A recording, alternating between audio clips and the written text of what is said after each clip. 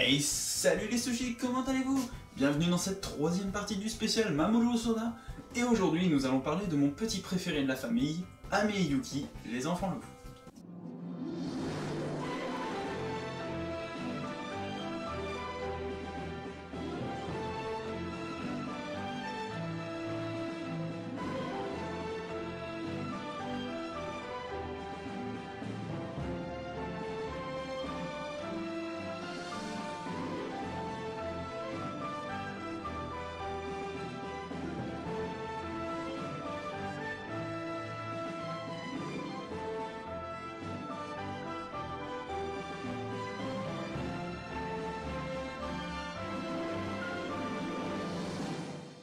Les enfants loups Ame et Yuki est un manga créé en 2012 par Ayu.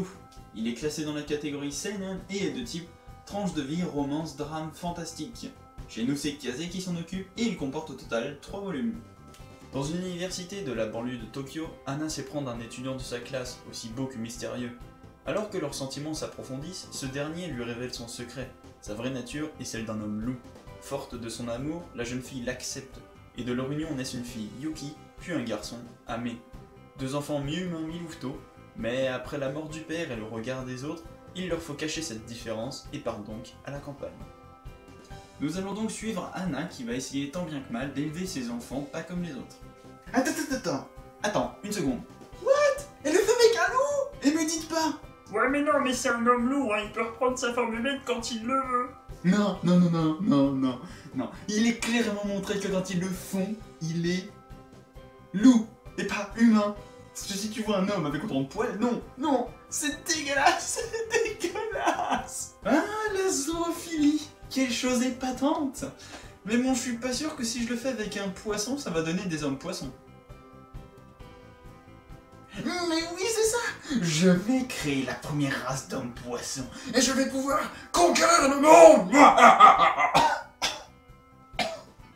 Bref. Ayant vu le film un nombre incalculable de fois, parce que c'est trop bien!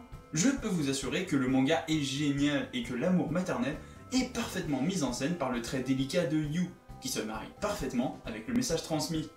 Et de plus, les enfants loups, ils sont trop attachants! Ils sont en kawaii! Et les certaines pages couleurs que l'on peut avoir sont tout aussi magnifiques. J'ai pas grand chose à dire de plus au niveau du design. C'est beau! Et ça retransmet parfaitement ce qu'est les enfants loups, c'est-à-dire un conte rempli de magie et de beauté.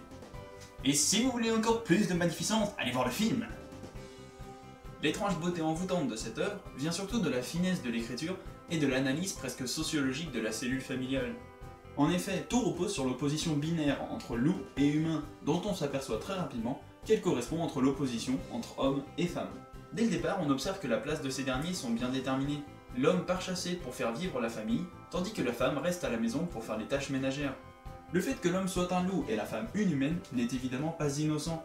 On retrouve dans cette opposition les qualités que notre société assigne respectivement aux hommes et aux femmes. Les premiers sont des aventuriers, chasseurs dans l'âme, et les secondes sont des êtres pour autrui. Les rôles sont donc d'emblée bien répartis. Papa est absent lorsqu'il s'agit de s'occuper des parents, et c'est maman qui s'y colle toute seule. Bon, même si après on peut pas trop le blâmer, le pauvre il est mort. Mais bon, est-ce que tu crois que ça ferait une bonne excuse dans la vie de tous les jours? Chérie, pourquoi tu étais absent toute la semaine dernière? Bah en fait, j'étais mort. Je m'en fous, c'est pas une excuse valable. Et c'est à partir de là que cette œuvre aborde des sujets très intéressants. La famille monoparentale, la place de l'homme et de la femme dans la société, l'école, et j'en passe. Mais outre les parents qui sont là pour poser une référence, intéressons-nous plutôt aux enfants, Ame et Yuki. Yuki est au départ celle qui jouit le plus de sa transformation en animal sauvage. Elle représente la femme nouvelle du 21e siècle, égale de l'homme.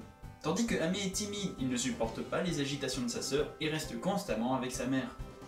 Si la suite de l'histoire avait eu pour objet de remettre en question cette dictonomie en brouillant un peu ses identités de genre, par exemple en montrant les enfants s'éloigner de ce schéma, le film aurait pu être très intéressant à ce niveau. Mais lorsque les enfants auront à choisir leur voie, l'école sera un facteur de décision énorme. En effet, elle sera un environnement d'épanouissement pour Yuki. Elle voudra intégrer un groupe de filles, se faire des amis, et faire tout ce que fait une fille normale de son âge. L'école va donc la conditionner à la société. Yuki décidera qu'elle veut devenir pleinement humaine, c'est-à-dire femme. De l'autre côté, Ame, qui n'était déjà pas enthousiaste à l'idée d'aller à l'école, va rester flâneur et n'écoutera pas les profs. Il ira même jusqu'à sécher les cours, jusqu'au moment où il n'ira plus du tout à l'école. À la place, il rejoindra le maître, un renard de la forêt qui va tout lui apprendre. Amé choisira donc le chemin du loup, c'est-à-dire de l'homme.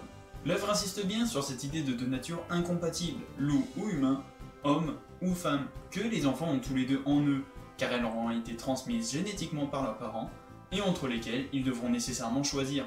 C'est une parfaite observation du monde de l'enfance et du monde animal, puisqu'ils sont à la frontière entre les deux.